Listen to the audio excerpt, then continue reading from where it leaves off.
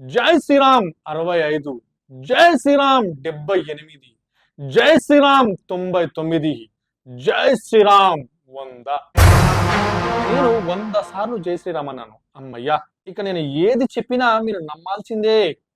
నేను ఎన్ని అబద్ధాలు ఆడినా, ఎన్ని నీచపు మాటలు మాట్లాడినా, ఎంత ఇతరులను కించపరిచినా మీరు నమ్మాల్సిందే. ఎందుకంటే నేను 100 సార్లు జై శ్రీరామ్ అన్నాను కాబట్టి. విన్నట్టు అనిపిస్తుందా? అవును, విన్నట్టు అనిపిస్తుంది. ఎందుకంటే మన బీజేపీ వాళ్ళు కానీ, ఆర్ఎస్ఎస్ వాళ్ళు కానీ, లేదా మన మతోన్మాదులు కానీ నాటకాలు, బూటకాలు, అబద్ధాలు, కక్షపూరిత మాటలు, ఇతరులను కించపరిచే మాటలు, ఏది మాట్లాడినా వీళ్ళ కీ ఫార్ములా ముందు జై శ్రీరామ్. కనుక నేను కూడా మాట్లాడుతున్నా, నమ్మండి. ఇప్పుడు నేను కూడా కొన్ని అబద్ధాలు మాట్లాడతాను, నమ్మండి. వాళ్ళు మాట్లాడే ముందు జై శ్రీరామ్, భారత్ మాతకి జై అనగానే మన ఎర్రి జనం నమ్మేసి ముందుకు వెళ్ళిపోతారు. ఇప్పుడు ఏమైంది? గత 5 రోజుల నుంచి మనం చూస్తూనే ఉన్నాం. బండి సంజయ్ కుమార్ కుమారుడు బండి సాయి భగీరథ్ గురించి. ఈ పేరు కాస్త అండర్లైన్ చేసుకోండి, ఎందుకంటే బండి సాయి భగీరథ్, ఓకేనా? బండి సాయి భగీరథ్. నేను ఎందుకు అంటున్నాను మళ్ళీ మళ్ళీ అంటే, ఈ పేరులోనే ఉంది అసలు ట్విస్ట్ అంతా. ఈ పేర్లు ఎందుకు ఇలా ఉంది, దీనికి ముందుకు తీసుకెళ్ళిన తర్వాత నేను మాట్లాడతాను నా వీడియోలో. ఈ వీడియో మీరు చివరి దాకా చూడండి. నేను దీని గురించి పెద్దగా మాట్లాడను. వాళ్ళు కేసు పెట్టింది, వీళ్ళు కేసు పెట్టింది, ఆ పోస్కో చట్టంలో ఒక కేసు, ఒక సెక్షన్ మళ్ళీ యాడ్ అయింది, ఆ బండి భగీరథ్ ఫరార్ అయింది, ఇవన్నీ నేను చెప్పను. ఎందుకంటే ఇవన్నీ మీకు తెలుసు. గత 5 రోజుల కాంచి మీ చెవుల్లో మారు మోగుతూనే ఉన్నాయి ఈ విషయాలన్నీ. ఒక 5గురు మతోన్మాద మహిళలు, ఒక 5గురు మతోన్మాద పురుషులు ఎవరైతే సోషల్ మీడియాలో ముందుకొచ్చేసి దుమ్ము చేస్తారో వాళ్ళు కనిపించట్లేదు. మిగతా మన సెక్యులర్ టీవీ ఛానళ్ళు కానీ, లేదా సెక్యులర్ యూట్యూబర్స్ కానీ, లేదా సెక్యులర్ సోషల్ మీడియాని యూజ్ చేసే వాళ్ళు కానీ, వాళ్ళు వస్తున్నారు, గొంతు చించేసుకుంటున్నారు. అయితే ఎవరైతే ఈ సోషల్ మీడియాలో యూట్యూబర్స్ ఎవరైతే వచ్చేసి మాట్లాడుతున్నారో ఆ అమ్మాయికి న్యాయం జరగాలి అని వాళ్ళు సెక్యులర్ హిందువులు, ఇది కన్ఫర్మ్. ఎవరైతే 5 మంది మహిళలు అన్నానో, ఎవరైతే మతోన్మాదులు 5గురు అన్నానో, వీళ్ళు మాత్రం మతోన్మాదులు అనేది కన్ఫర్మ్. ఎందుకంటే వాళ్ళు రారు. ఎందుకు? ఇది ముస్లిం ఇష్యూ కాదు కదా. ఒకవేళ ఒక ముస్లిం అబ్బాయి గనక ఇలాంటి పని చేసి ఉంటే ఇప్పటికీ వీరు ఎలాగో వస్తారు, వీళ్ళు సెక్యులర్స్ కాబట్టి. ఎందుకంటే వీళ్ళకు కులము, మతము, భేదము, ప్రాంతము ఏమీ ఉండవు. వీళ్ళు న్యాయం వైపు నిలబడతారు కాబట్టి, వీళ్ళు సెక్యులర్స్ కాబట్టి వీళ్ళు వచ్చేస్తారు ఇప్పుడు వచ్చినట్టుగా. కానీ ఎవరైతే 5గురు మహిళలు అన్నానో, ఎవరైతే 5గురు పురుషులు అన్నానో, వీళ్ళు మాత్రం రారు, ఇప్పుడు రారు. ముస్లిం అయితే తప్పకుండా అందరికంటే ముందు వస్తారు. ఒక్కొక్కరు 10 వీడియోలు చేయడానికి కూడా వెనకాడరు. ఎలా వస్తారు తెలుసా? వీళ్ళు ఎంగిలి విస్తారాకుల కోసం కుక్కలు కొట్టుకుంటాయే అలా వచ్చేస్తారు వీళ్ళు. ఇప్పుడు రారు. ఎందుకంటే జై శ్రీరామ్, ఎందుకంటే భారత్ మాతాకి జై, ఎందుకంటే దేశం కోసం, ధర్మం కోసం, ఇది కదా వీళ్ళ ఆలోచనలు. కనుక వీళ్ళు రారు. అన్నా నేను ఏ తప్పు చేయలేదన్నా, అన్నా నేను ఏ తప్పు చేయలేదన్నా, అన్నా నా కొడుకు ఏ తప్పు చేయలేదన్నా, అన్నా నీ కొడుకు తప్పు చేశాడన్నా, అన్నా నీ కొడుకు తప్పు చేశాడన్నా అని మేము అన్నావా? అనలేదు కదా. మరి ప్రజల్లోకి వచ్చేసి నేను ఏ తప్పు చేయలేదు, నా కొడుకే తప్పు చేయలేదు చెప్తున్నావు. నీ కొడుకు గనక తప్పు చేయకపోతే వెంటనే పోలీసులకు అప్పచెప్పు. పోలీసులకు అప్పచెప్తే వాళ్ళు రిమాండ్ చేస్తారు, జైలుకి తీసుకెళ్తారు. ఆ తర్వాత బెయిల్ పెట్టు. బెయిల్ నుంచి నీ కొడుకు బయటికి వస్తాడు. సంవత్సరమా, 2 సంవత్సరాల, 3 సంవత్సరాల, 5 సంవత్సరాల, 10 సంవత్సరాల కేసు నడుస్తుంది. నువ్వు ఎలాంటి ఇన్ఫ్లుయెన్స్ చేయకుండా ఉంటే ఆ కేసు తొందరనే అయిపోతుంది. నీ దగ్గర చిత్తశుద్ధి ఉంటే, నీ దగ్గర సాక్ష్యాలు ఉంటే ప్రొడ్యూస్ చేయి. నీ కొడుకు తేట తెల్లగా నిజాయితీ పరుడుగా బయటకు వస్తాడు. ఇందులో పెద్ద సమస్య ఏముంది? నీ కొడుకును ఎందుకు పరారు చేసావు? నీ కొడుకు కనుక తప్పు చేయకపోతే, అసలు తప్పు చేశాడని మేము డిక్లేర్ చేస్తున్నామా? డిక్లేర్ చేయట్లేదు. ఎందుకంటే ఇది మా పని కాదు. ఎవరి పని? జడ్జి పని. నీ కొడుకు జైలుకు వెళ్ళాలి, బెయిల్ మీద బయటికి రావాలి, కేసు నడవాలి. అంతా నీకు అది ఉంటే స్క్వాష్ వేసుకుంటే 6 months 10 months క్లోజ్ అయిపోతుంది. సాక్ష్యాధారాలు సరైనవి ప్రొడ్యూస్ చేయి. ఎవరిని భయప్రాంతులకు గురి చేయకుండా, ఎవరిని బెదిరించకుండా, నిజాయితీగా, నీతిగా నువ్వు సాక్ష్యాలను ప్రొడ్యూస్ చేయి. అప్పుడు జడ్జి గారు వివరిస్తారు, జడ్జి గారు జడ్జిమెంట్ ఇస్తారు, నీ కొడుకు లంగా, దొంగ లేక నీతిమంతుడు అన్న విషయాన్ని.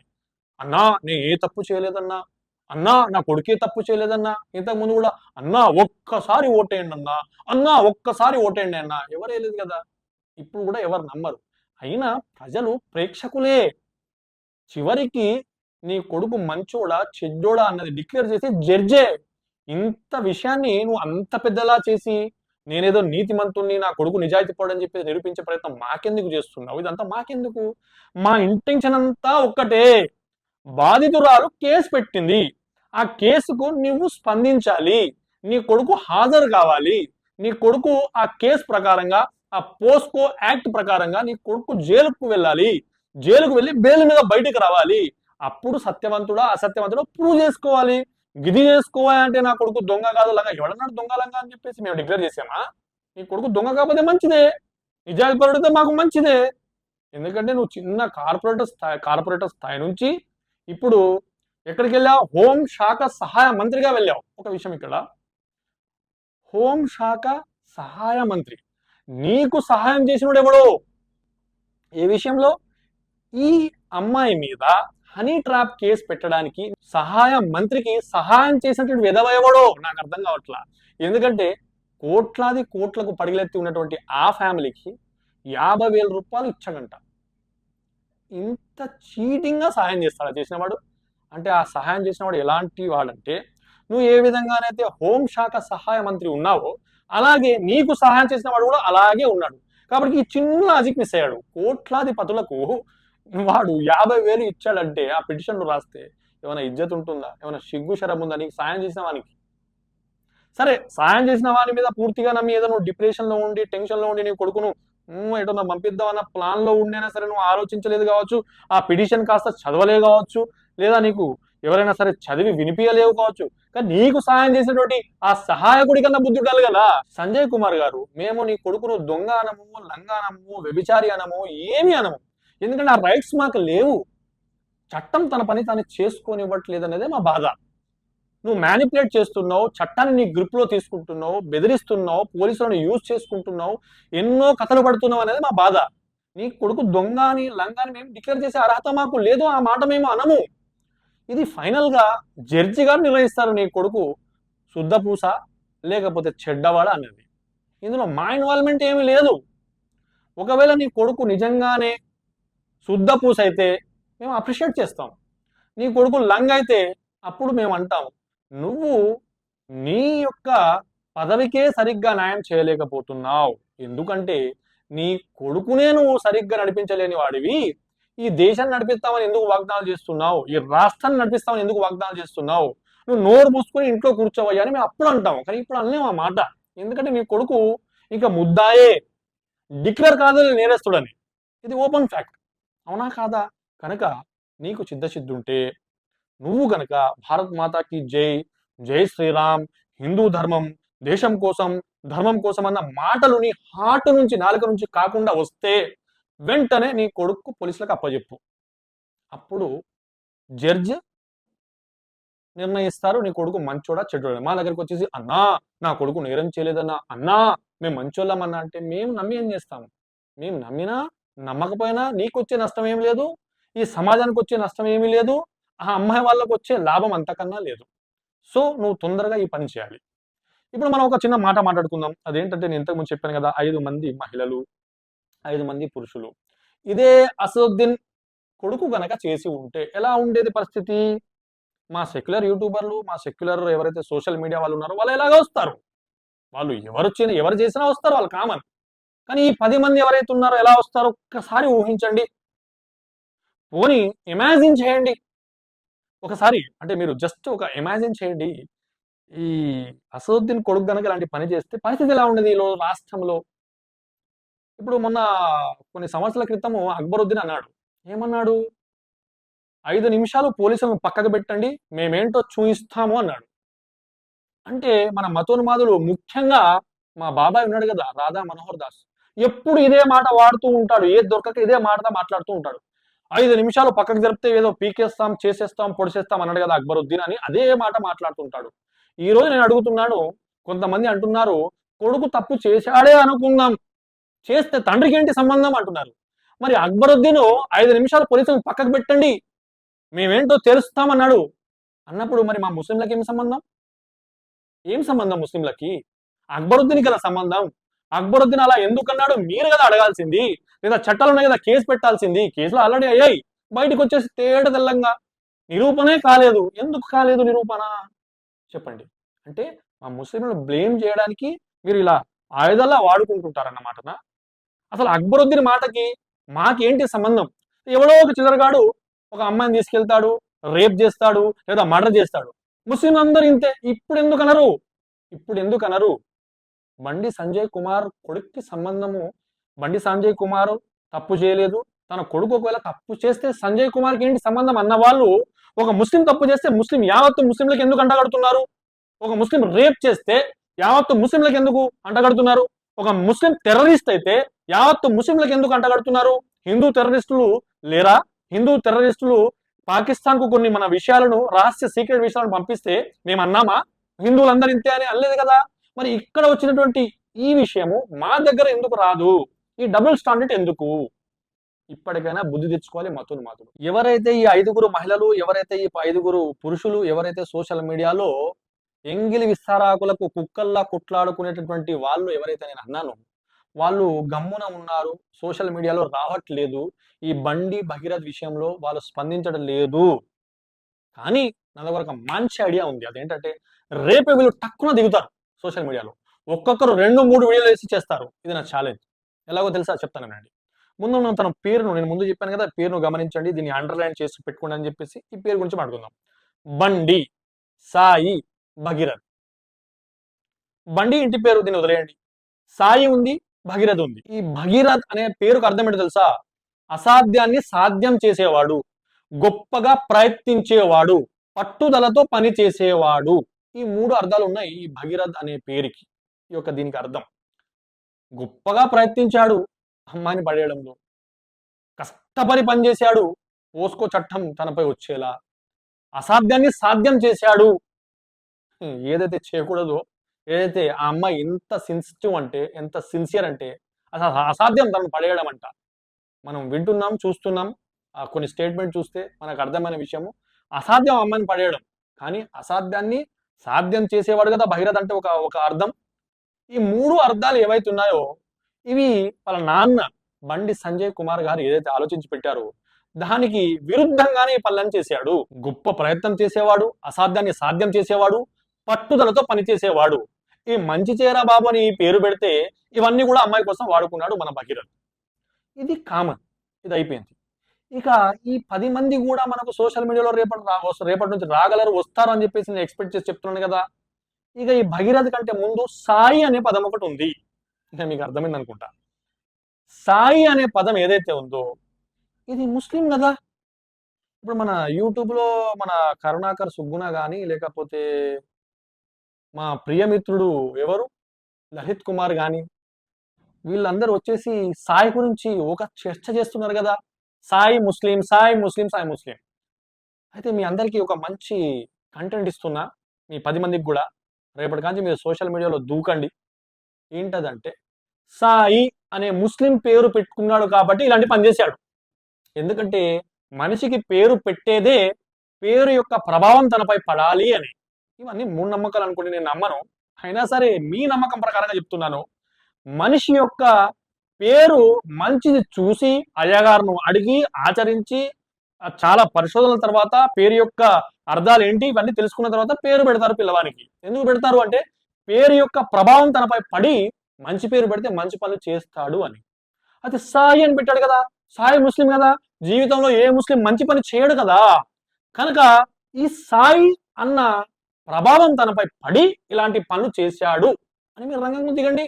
ఎందుకంటే రేపో మాపో పోలీసులు తప్పకుండా అరెస్ట్ చేస్తాడు, మనోడు జైలుకి వెళ్ళడం ఖాయము.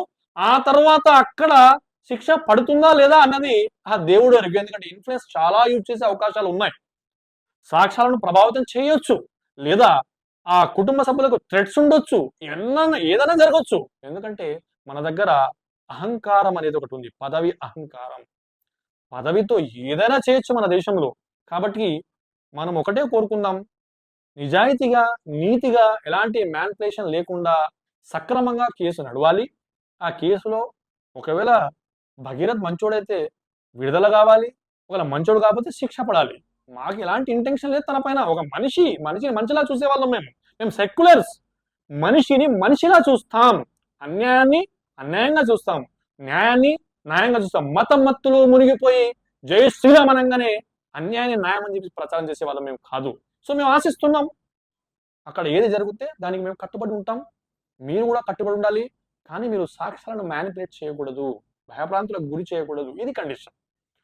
అయితే ఇప్పుడు సాయి అన్న పేరు వల్లే, దాని ప్రభావం వల్లే ఇలా భగీరథ్ తయారయ్యాడు. ఆ పేరు కాస్త లేకపోతే బండి సంజయ్ కుమార్ లాంటి కుమారుడు ఇలాంటి పని చేసేవాడు కాడు అని చెప్పేసి మీరు రేపు పొద్దున్నే వచ్చేయండి. చక్కగా పని పాట వదిలేసి మంచిగా టిఫిన్ చేసేసి సోషల్ మీడియాలో కూర్చొని ఓ 3 4 వీడియోలు చేసేసేయండి. ఇదే కదా మీ బుద్ధి. ఇక్కడ మీకు ఛాన్స్ ఉంది కదా, ఎందుకు వాడుకోరు? వాడుకోండి. ఎందుకంటే రేపు జరిగేది అదే. ఏది జరగదు, కంపల్సరీ అరెస్ట్ అవుతాడు. పోస్కో కేసు అయ్యింది, తప్పకుండా జైలుకు వెళ్లాల్సిందే, బెయిల్ మీద రావాల్సిందే. నేరం రుజువు అవుతుంది. ఎందుకు అంటే నేరం రుజువు, ఇప్పుడు జడ్జి గారు ఇతడు దోషా కాదా తేల్చాలి, కానీ మేము తేల్చే పరిస్థితికి వచ్చేసాం. ఎందుకు అంటే మొదటి తప్పు నువ్వు అమ్మాయి మీద హనీ ట్రాప్ కేసు పెట్టడం. నువ్వు నీతిమంతుడు అయితే ఎందుకు పెడతావు? రెండో తప్పు నీ కొడుకుని పరారు చేయించడం. నీ కొడుకు నిజాయితీమంతుడైతే పోలీస్ దగ్గరికి ఎందుకు రాడు? మూడో తప్పు నువ్వు ప్రతి మాటలో మేము తప్పు చేయలేదన్నా, నేను తప్పు చేయలేదన్నా అని మాకు చెప్తుంటే నువ్వు తప్పు చేసావు అనిపిస్తుంది. సో నీ కొడుకు నేరస్తుడని జడ్జి కంటే ముందే మాకు ఒక అవగాహన వచ్చింది. దాని బేస్ పైనే మేము మాట్లాడుతున్నాం. సో మతోన్మాదులారా, ఎవరైతే 5 చెప్పానో మీరు రేపు రంగంలోకి వచ్చేసేయండి. ఎందుకంటే ఇజ్జత్ పోకముందే ఇజ్జత్ కాపాడుకోవడం మీకు తెలుసు కదా. కాబట్టి ఈ సాయి అనేటువంటి పేరు మీద ఇక మీరు రంగంలో దిగండి, మీరు సక్సెస్ అవుతారు. అందుకని నేను మరొకసారి చెప్తున్నాను, చిల్లర వ్యవహారాలు, చిల్లర పనులు ఇవన్నీ వదిలిపెట్టండి. మతోన్మాదం వదిలిపెట్టండి. సెక్యులరిజమే ఈ దేశానికి రక్షణ. సెక్యులరిజమే ఈ దేశాన్ని ముందుకు తీసడానికి ప్రయత్నం చేస్తుంది. సెక్యులరిజం కనుక లేకపోతే కొట్టుకొని చేస్తారు. ఒక్కసారి ఊహించండి మిత్రులారా, బీజేపీ హోం శాఖ సహాయ మంత్రిగా ఉంటేనే ఇంత ఖతర్నాక్ పనులు జరుగుతున్నాయి మన రాష్ట్రంలో. కాంగ్రెస్ ప్రభుత్వం ఉన్నప్పటికీ ఒకవేళ బీజేపీ ప్రభుత్వం మన రాష్ట్రంలో వస్తే ఇంకేం జరుగుతాయి? అక్కడ ఉన్నది బీసీ బిడ్డే, అక్కడ ఉన్నది హిందువే, ఇక్కడ ఉన్నది హిందువే, కానీ ఇక్కడ ఉన్నది మతోన్మాద హిందూ, అక్కడ ఉన్నది సెక్యులర్ హిందూకు న్యాయం జరగట్లేదు. ఇది మీరు గమనించాలి. సెక్యులర్ హిందూగా ఉంటే పాపమా?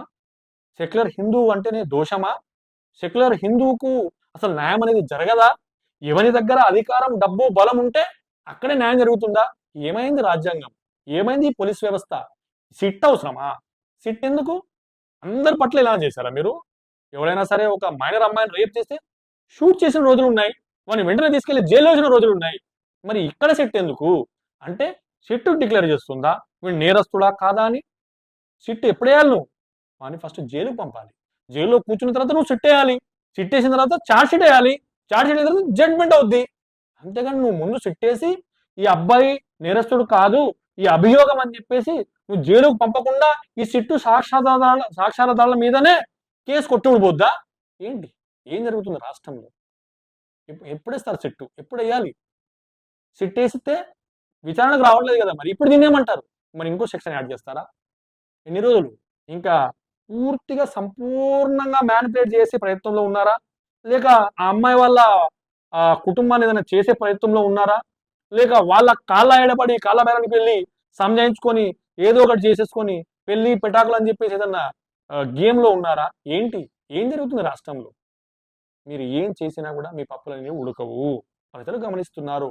ముఖ్యంగా సెక్యులర్ దేశంలో సెక్యులర్లు వాళ్ళ ప్రాణాలను పణంగా పెట్టి ఫైట్ చేసేటటువంటి పరిస్థితుల్లో ఉన్నారు.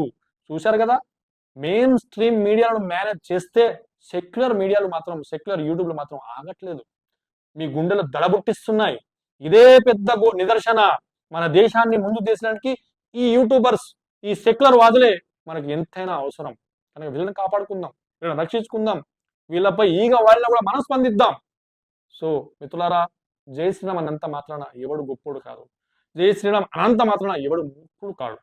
మళ్ళీ మరొక వేలో కలుద్దాం. అంతవరకు జై హింద్.